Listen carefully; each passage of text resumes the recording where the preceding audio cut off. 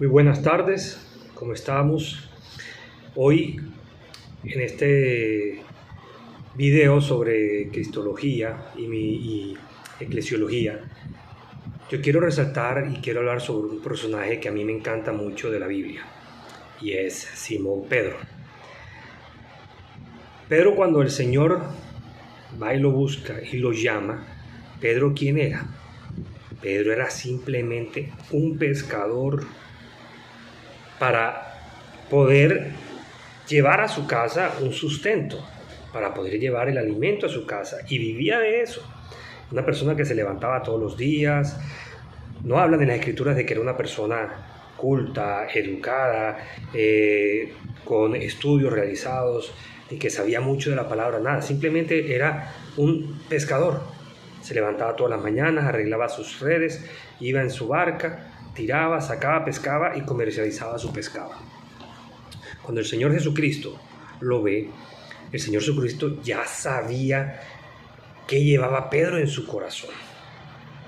El Señor nos conoce a nosotros por lo que somos dentro, aquí en nuestro corazón, no por lo que en el momento hacemos, sino por lo que Él sabe que nosotros somos capaces de hacer. Y en ese momento Él sabía que Pedro lo iba a seguir y le dice: Pedro, sígueme. Deja todo y sígueme. Y Pedro, sin pensarlo, sintió el poder, sintió el llamado y dejó todo lo que estaba haciendo y se dedicó a seguir al Señor. Y en ese tiempo que siguió al Señor Jesucristo, fue aprendiendo de Él, se fue convirtiendo en su discípulo, pero no en cualquier discípulo, sino como quien dice el top. Pedro era el líder, el número uno. Y Pedro eso lo llenaba de orgullo y de fortaleza, y él creía que él era el más. Y él, para que sea, Señor, si vienen por ti, que se atengan contra mí, porque yo voy contra todos ellos. Estaba hablando el Pedro humano, el Pedro de la carne, el Pedro que no sabía lo que tenía que padecer. Cuando el Señor Jesucristo lo cogen y se lo llevan preso, ¿qué es lo que pasa con Pedro? Pedro le da miedo, se asusta y lo niega. Ese Pedro lleno de fortaleza, lleno de fuerza, niega al Señor, no una ni dos, sino que lo negó 3 veces. Y el Señor se lo perdona, porque el Señor tiene mucha misericordia, porque sabe en el fondo lo que verdaderamente Pedro es. Y cuando el Señor resucita y se le aparece, ellos estaban felices, dichosos, y el Señor les promete el Espíritu Santo. Y ellos dirán: ahora que venga el Espíritu Santo es que vas a restablecer el reino. Ellos todavía estaban pensando en las cosas de la tierra. Ellos estaban pensando que el Señor iba a llegar con un ejército poderoso para, a fuerza de puño, iba a conquistar a todo el mundo.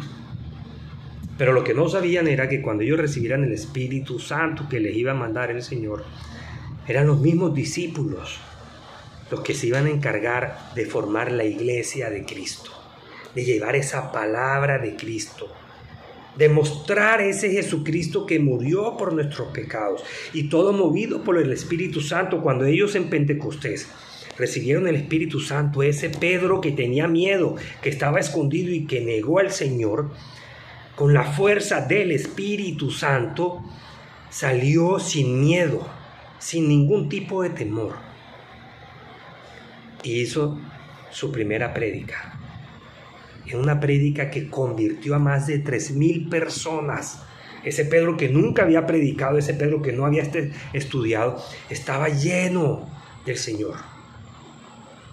Estaba lleno del Espíritu Santo. Y fue el Espíritu Santo utilizando a Pedro como herramienta para llegar a esas 3,000 personas. Y ese fue solamente el inicio. De ahí en adelante los discípulos llenos del Espíritu Santo empezaron a cumplir la palabra que el Señor les había encomendado. Vayan al mundo entero y proclamen el Evangelio.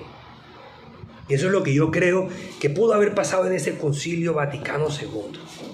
Que el Espíritu Santo llegó a ese concilio y movió los corazones de todos los que estaban ahí para empezar a renovar la iglesia. Para que sea una iglesia constante crecimiento y movimiento y en constante renovación. para llegar a es que se volviese iglesia universal, pero una sola iglesia que recoja a todo el mundo. Y ese Espíritu Santo está moviendo hoy en día a muchas personas, a muchos sacerdotes, está moviendo a muchos laicos a acercarse para llevar y utilizar esos dones y carismas que el Señor nos está dando para llevar la palabra del Señor y para llevar a todas partes. No limitarnos solamente a la comunidad de las personas que asisten a misa, sino ir a todas esas personas que de alguna manera dicen que son católicos, pero a la hora de la verdad ni siquiera van a misa. Se bautizan porque los papás lo bautizan, hacen la primera comunión por la foto, la fiesta y porque es costumbre, pero no lo hacen con verdadera convicción.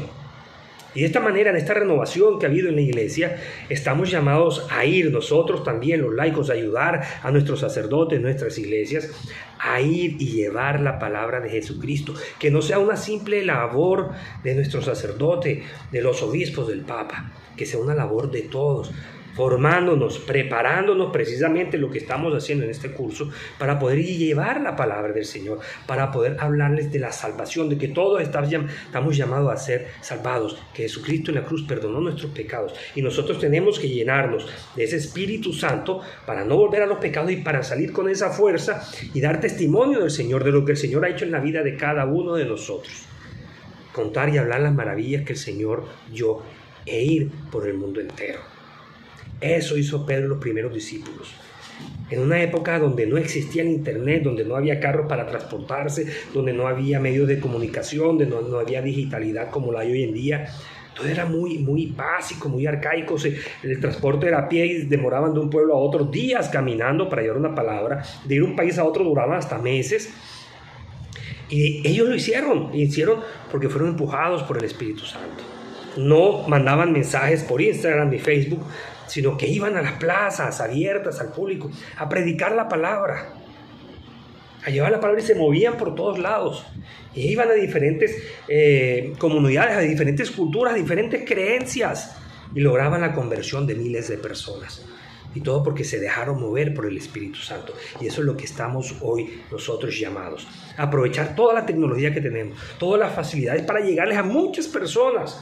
Hoy en día, todas las personas que viven en esos pueblos lejanos no tienen ni siquiera para comer, pero tienen internet y tienen teléfonos digitales. Entonces, utilizar esas herramientas también para llegarle a ellos y llegarles a todos y no quedarnos callados ni quietos recibiendo, sino también llevando. Que el Señor nos acompañe, que su Espíritu Santo nos guíe en todo momento, a todos los que estamos en este camino de conversión, para poder llevar la palabra del Señor donde Él necesita que la llevamos. Id al mundo entero y proclamen el Evangelio. Muchas gracias y que Dios los bendiga.